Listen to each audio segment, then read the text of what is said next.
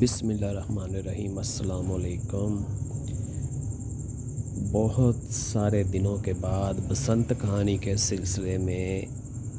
کچھ نئی یادیں لے کر حاضر خدمت ہوں۔ مجھے آج صبح ہی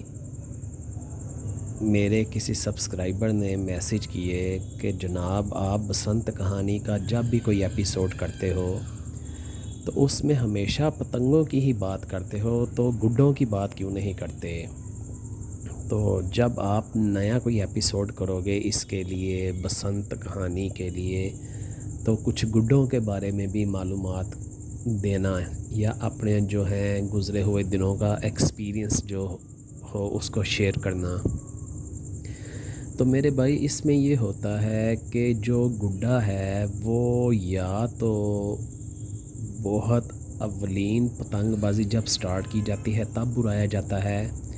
لیکن کچھ لوگوں کو پرسنلی پتنگ کی چال میں اور پتنگ کے پیچ میں زیادہ اٹریکشن فیل ہوتی ہے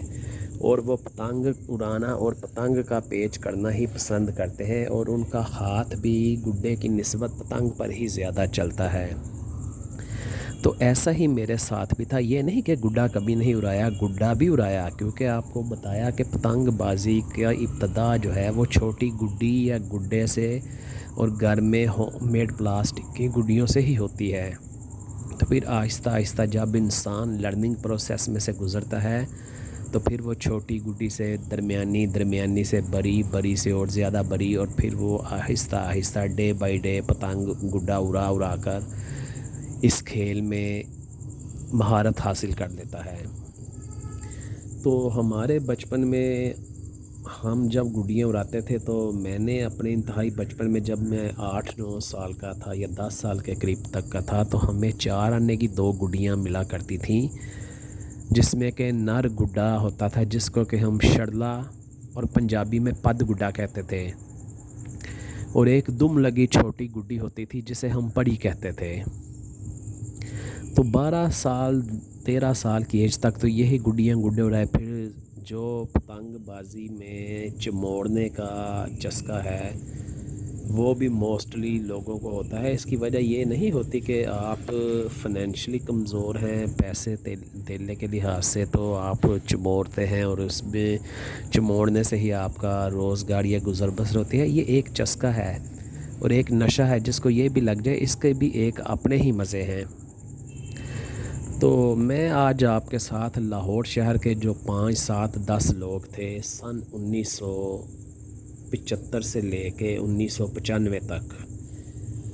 جو کہ لاہور میں بہت نام تھا ان کا گڈا میکنگ میں، تو میں تھوڑا سا آپ لوگوں کے ساتھ وہی شیئر کر دیتا ہوں۔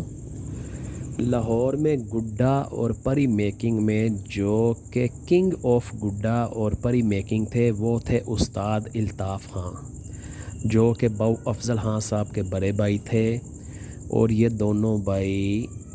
سریاں والا بازار کے قریب ان کی دکان تھی، وہاں پر یہ کائٹ میکنگ کیا کرتے تھے اور گڈا میکنگ بھی کیا کرتے تھے۔ تو میں جب 7 8 10 سال کی ایج میں اپنے دادا کے گھر جاتا تھا تو اسی راستے سے گزر ہوتا تھا، تو میں بڑے بڑے جرمنی پیپر کے خوبصورت قسم کے گڈے جسے ہم جاپانی گڈا کہتے تھے ان وقتوں میں، اور سلائی دار پریاں جس کو کہ خربوزہ کاٹ کہتے تھے، خربوزہ کاٹ پریاں دیکھا کرتے تھے، ڈائی تاویاں جو کہ پروفیشنل پتنگ بازوں کے لیے تیار کی جاتی تھی اور بسنت کے دنوں میں ہی اڑا کرتی تھی، کیونکہ گراؤنڈ میں صرف پتنگ اڑتی تھی، گڈے یا پریاں نہیں اڑتی تھی۔ تو یہ لاہور کے ٹاپ کے گڈا میکر تھے، نو ڈاؤٹ کہ ان جیسا گڈا پتنگ شہر لاہور میں 1970 75 80 کے زمانے میں شاید ہی کوئی بنا پاتا ہو یا بنا رہا ہو اس لیول کا۔ اس کے بعد لاہور میں جو بہت مشہور گڈا میکر تھے دوسرے وہ تھے جہاں پر استاد جانی کی دکان تھی، اندرون اکبری منڈی بازار نوڑیاں میں۔ استاد جانی جس دکان پر بیٹھتے تھے وہ دکان تھی استاد اقبال عرف بالا ہتھوڑا۔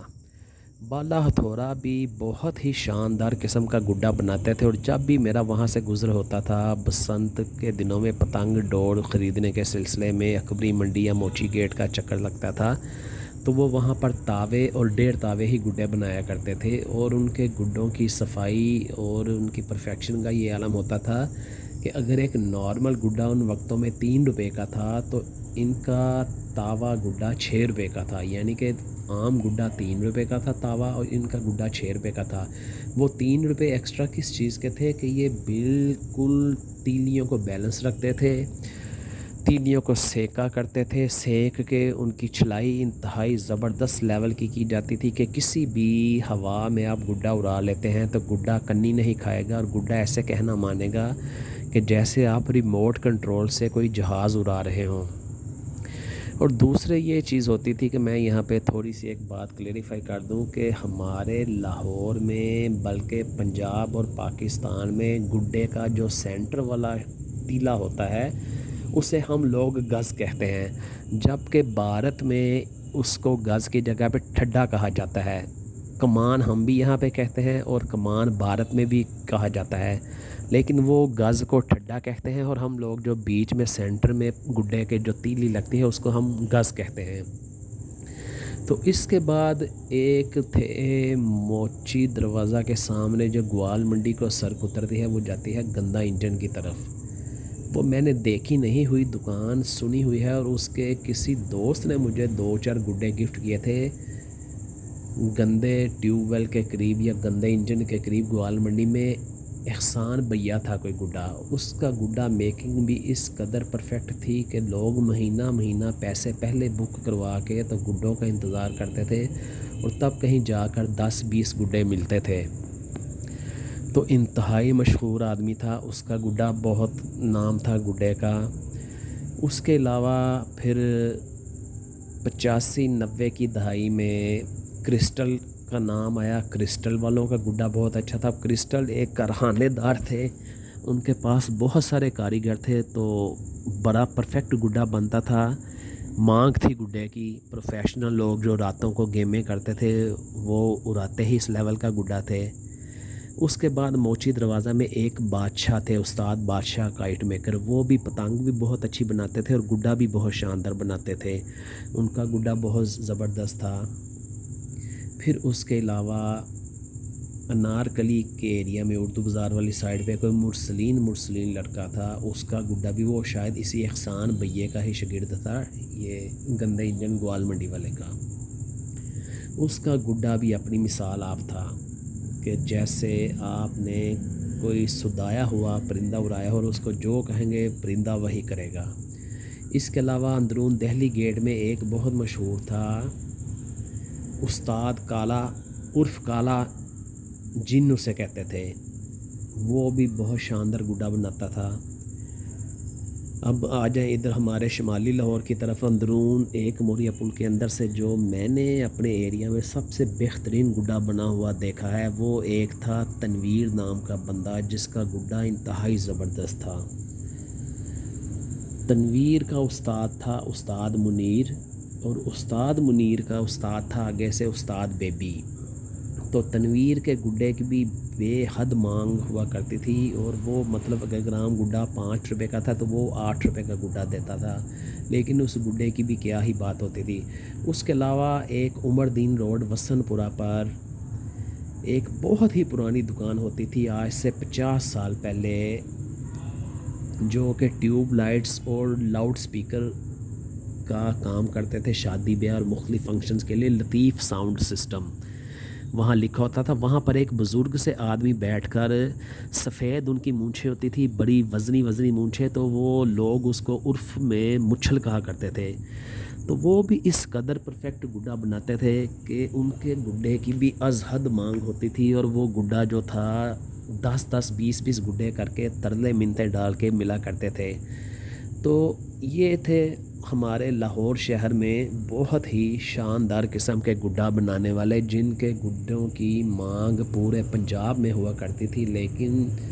یہ طے شدہ بات ہے کہ لاہور ہی پتنگ بازی کا ہیڈ کوارٹر تھا، اور پورے پاکستان میں لاہور سے زیادہ پتنگ بازی اور پتنگ سازی کسی بھی جگہ پر نہیں ہوتی تھی۔ آپ اس کو یہ کہہ سکتے ہیں کہ یہ ہیڈ کوارٹر تھا پتنگ بازی کا۔ اس کے علاوہ جو میرے بچپن کی یادوں میں شامل ہے کہ جب میں 13 سال 14 سال کی ایج کا ہوا تو ہم تندی والا گڈا بھی اڑایا کرتے تھے۔ تو جہاں پر یہ چھوٹا مفتی باکر میں باؤ افضل خان صاحب کا گھر ہے، ان کے گھر کے باہر ہی ایک دکان ہوا کرتی تھی، اس کے ساتھ ایک کٹرا ہے، وہ مجھے اس کا نام بھول گیا ہے، شاید کٹرا ولی شاہ تھا، اس طرح کا ہی کوئی نام تھا۔ اس کے ساتھ ایک بابا جی کی دکان تھی جو کہ پونے گڈے بنایا کرتے تھے، پونے سائز کے۔ ان کا گڈا جرمنی پیپر کا ہوتا تھا اور وہ ان وقتوں میں 5 روپے کا اور 6 روپے کا گڈا دیتے تھے، لیکن وہ اس قدر خوبصورت اور اس قدر شاندار گڈا بنایا کرتے تھے کہ دیکھتے ہی بھوک اتر جاتی تھی۔ یعنی کہ ان کی colour scheme Germany paper use ہوتا تھا ان زمانوں میں، اور اس قدر اس کی کلر سکیم اور کمبینیشن بناتے تھے کہ گڈا اڑتے ہی ایسے لگتا تھا کہ جیسے انتہائی خوبصورت پرندہ آسمانوں میں پرواز کر رہا ہو۔ تو یہ سارے معاملہ تھے، وہ میں نے جس بھائی نے مجھے ریکویسٹ کی تھی، تو میں یہ بہت سارا دن سوچنے کے بعد جو بچپن کی یادیں تھیں ان کو اکٹھا کیا، اپنے دماغ میں ہی ترتیب دیا، اور میں نے کہا چلے ایک چھوٹا سا پروگرام اس گڈے کے نام بھی کر دیتے ہیں۔ تو گڈا تو پتنگ بازی کا لازمی جز ہے، لیکن یہ ہوتا ہے کہ کچھ لوگ ریگولر گڈا اڑاتے ہیں، کچھ لوگ گڈا نہیں اڑاتے۔ تو میں نے بھی سمجھ لو کہ اگر اپنی زندگی میں جتنی بھی پتنگ بازی کی اس میں 15 سے 20% گڈے اڑائے ہوں گے اور باقی 80% پتنگیں ہی اڑائی ہیں۔ جتنا بھی کیریئر اڑائی 15 سال 20 سال 25 سال۔ تو یہ ڈفرینس ہے کہ جو آج کل کی پتنگ ڈور ہے وہ تو ہمارے کسی بھی کام کی نہیں ہے۔ ہم لوگ تو 5 گٹھی پتنگ کو پوری ہوا میں بھی 8 چین 7 پانڈا اور 5 ٹکٹ سے اڑا دیا کرتے تھے۔ ہاں یہ ہوتا تھا کہ پیچ کٹ جائے تو ویسے ہی گئی، اگر کاٹ لیا تو پتنگ اسی وقت ٹوٹ جاتی تھی، نہیں اڑا لیں، بس یہی فارمولہ تھا۔ اگر آپ گراؤنڈ میں اڑاتے تھے تو اس میں یہ آپ کو تھوڑا سا ایڈوانٹیج ہوتا تھا کہ آپ ساتھ ساتھ بھاگتے جائیں، ساتھ ساتھ پتنگ کو اتارتے جائیں، اور آپ جب آگے بھاگتے جائیں گے تو پتنگ ہوا کو چیر کر اوپر آ جائے گی اور پتنگ کا زور کم ہو جائے گا۔ تو گراؤنڈ میں باریک ڈور سے پتنگ کا اتر جانا زیادہ چانس رکھتا تھا بنسبت کہ چھت پر چانسز بہت مائنر ہوتے تھے۔ جب پوری ہوا ہوتی تھی تو اس میں یہی ہوتا تھا کہ آپ نے کاٹ لی تو سمجھو کہ آپ کی بھی ٹوٹ گئی، کٹانے والے نے تو جان چھڑا لی، لیکن جس نے کاٹی ہے اس کو کوئی گوٹ ادھ گوٹ فالتو ڈور دے کر پھر پتنگ اپنی تڑانا پڑتی تھی، اور ایسے ہی ہوتا تھا۔ تو بھائی یہ تھی شہر لاہور کی کچھ بہت پرانی اور مزیدار سی یادیں جو میں نے آپ لوگوں کے ساتھ شیئر کر لی ہیں، اور جتنے میری یادداشت میں ہیں یا جو میری نظروں سے گزرے ہیں یہ گڈا میکر، تو وہ میں نے 5 7 10 لوگ آپ لوگوں کے ساتھ شیئر کر دیے۔ اس کے علاوہ بھی ہزاروں لوگ ہوں گے، کیونکہ پتنگ بازی ایک ایسی چیز کی تھی کہ ہر دروازے میں ہر گلی میں کوئی نہ کوئی مشہور پتنگ میکر اور گڈا میکر لازمی ہوتا تھا۔ لیکن جو میں نے اپنے کیریئر میں اور اپنی زندگی میں جو 5 7 10 لوگوں کے گڈے اڑائے یا جو میں نے دیکھے وہ میں نے آپ کے ساتھ شیئر کر دیا ہے۔ تو اگر یہ میری کہانی آپ کو اچھی لگی ہو تو لازمی اپنے دوستوں کو بھی فارورڈ کریں اور اپنے بچپن کی اور گزرے ہوئے لاہور کے خوبصورت دنوں کی یادیں تازہ کریں۔ انشاءاللہ تعالیٰ پھر کسی اور نئے مزیدار سے واقعے کے ساتھ ضرور حاضر ہوں گا آپ کی خدمت میں۔ تب تک کے لیے اجازت دیجیے، اللہ حافظ۔